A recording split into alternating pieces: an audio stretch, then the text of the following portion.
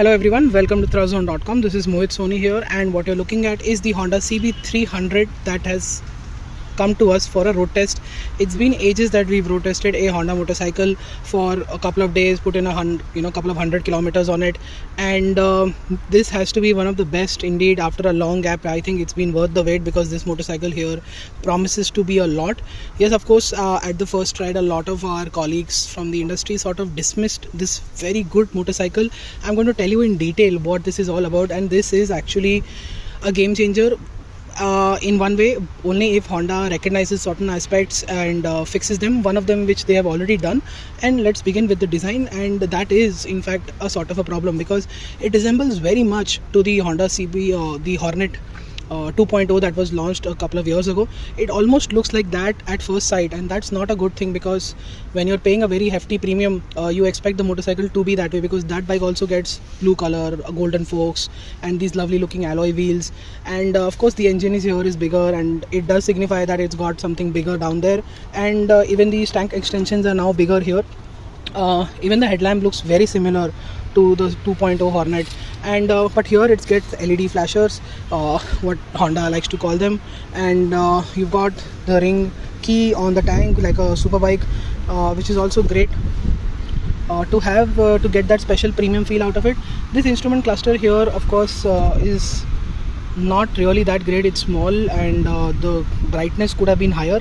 It is great to read in sunlight, not a problem, but then again it also needs to be a little bit more flashier because that's what you expect at this price point. It doesn't really have a lot of features apart from average fuel efficiency, current fuel efficiency, and but there is no distance to empty. There is no other fuel efficiency parameter, so that is something Honda could have fixed. They have given Honda Connect, and they've given a completely different switch gear to operate that once you connect the phone with the instrument cluster, which is great to have. Connected systems are great to have. They increase the value quotient of the motorcycle as well, and that is something that Honda has done really well.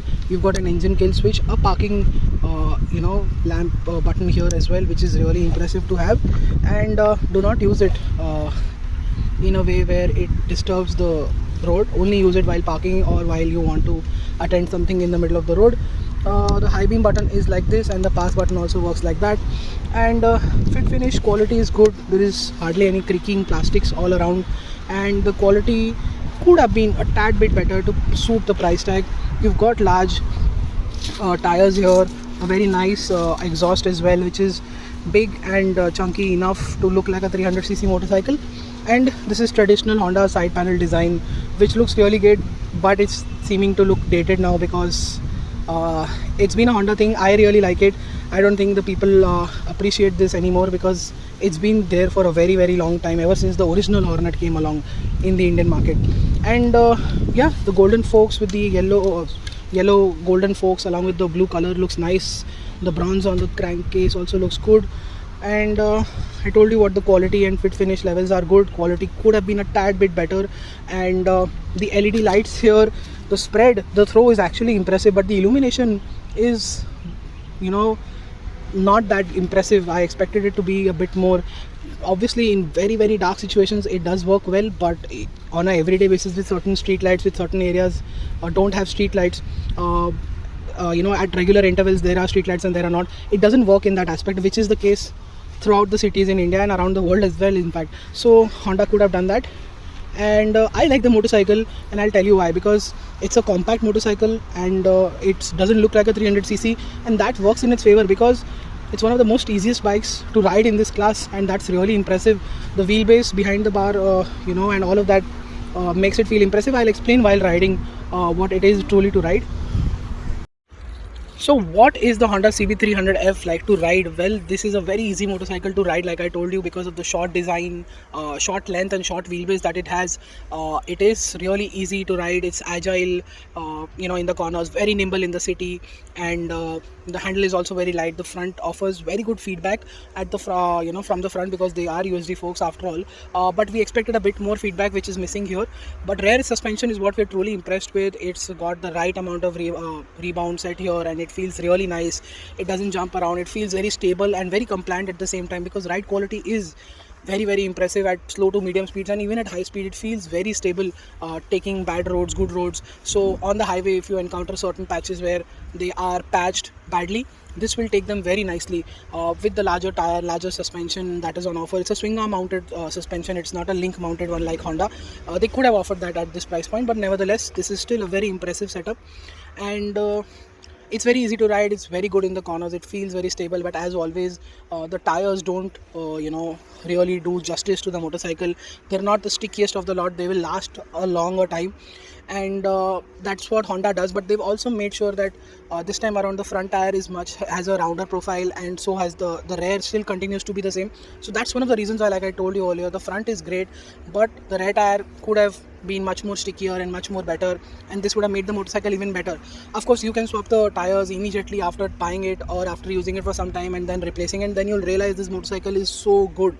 The chassis truly delivers in the 300cc space. I don't think it can take a bit more power because it's already got a lot of power and torque. It's got 24.5 PS of power and 25 Newton meters of torque. It feels like they borrowed the block from the CB350 retro neo motorcycles, and that is the reason why it's been making so much power and torque, and it's got the most amount of torque in its class. And what that does is it gives it fantastic mid-range and very good low end as well, and surprisingly good top end too, because the moment I rolled off the throttle from 80, I saw myself doing 130, 140 in a matter of in a very short span of time. And what that shows is that the mid-range is really good, and even the top end is very impressive. I've not seen a motorcycle in this class, 250 to 3cc, where it pulls so much on the top end. It's got low end torque as well as a very ballistic mid-range, so all that power and torque is working really well, and you get that premium performance once you start riding this motorcycle, once you start pushing it, that you get a lot of performance with this motorcycle, and Honda has done a fantastic job. Coming to the most important part, which is the vibrations, which I think are negligible. This is how we expect a Honda 300cc single cylinder to behave. It's a high strung single cylinder 300cc motorcycle, and I think by Honda standards also the vibrations are well in check, and kudos to Honda to offer a 300cc engine single cylinder to keep the cost in check, because everybody, as we know, and even Honda has done that in the past, they do not go anything around 300 and above. They've always gone for the twin cylinder format, and they've gone with an air and oil cooled motor.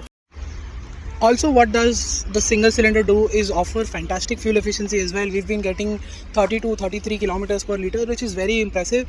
And what that does is that with a 15-liter fuel tank, you almost get 500 kilometers per tank, which is also very impressive. This is one of those old school advantages that you have with a sort of old school setup that you see here, is that you get a nice fuel efficient engine with a large fuel tank, so you can go without feeling much on a daily basis. That is also part of the stress-free idea that the old motorcycles deliver, and we're happy to see that Honda CB300F delivers on that aspect, while being very modern, fun to ride, comfortable, easy to ride. And being a true Honda means it's going to be reliable, last long, and it offers so much more than that as well. It's got slipper clutch, it's got traction control, the clutch is light, the gearbox is smooth, and overall engine is also quite smooth. I told you about the vibrations, they are negligible, and they only creep in very near to the red line, and even the red line is just around 9,500 RPM. So if you can just rev till there and not go higher, that means that you can live with this motorcycle very easily. There are hardly, at least there are no vibrations on this motorcycle that I'm riding. It's got almost 2,500 kilometers on it. Pretty much I assume this is done the first service, and post that it is truly delivering like a Honda single cylinder should, which I'm repeating again and again because we are really impressed with what the CB300 has to offer. You should consider this motorcycle, and I'll tell you why. Because Honda is secretly, or in fact openly, offering discounts on this motorcycle. They're just telling you that go to the nearest CB300F showroom, a discount awaits you. They're not telling any amount yet.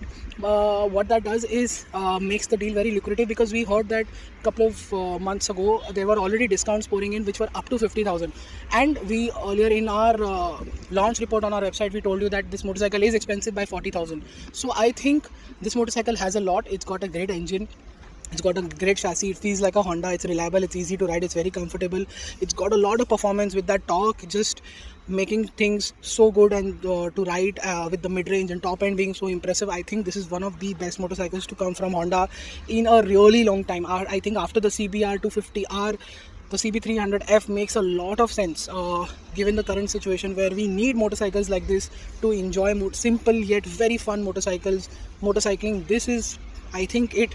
And the Suzuki Gixxer, the Pulsar 250F is what these motorcycle goes against. We can't even clearly include Yamaha in it with their 250cc 20 PS motorcycle. This is a 300cc engine with 25 PS and 25 PS and 25 Newton meters of torque. So Honda has really upped their game, taken Yamaha down with one shot, and we are really impressed with what a 300F has to do. It really pains us to give this motorcycle away. We wish we could spend more time with it, and if we end up doing that, we'll definitely tell you more about it. So subscribe to our channel, follow us on our website and social media for everyday updates. Until then, thank you so much for watching, and goodbye.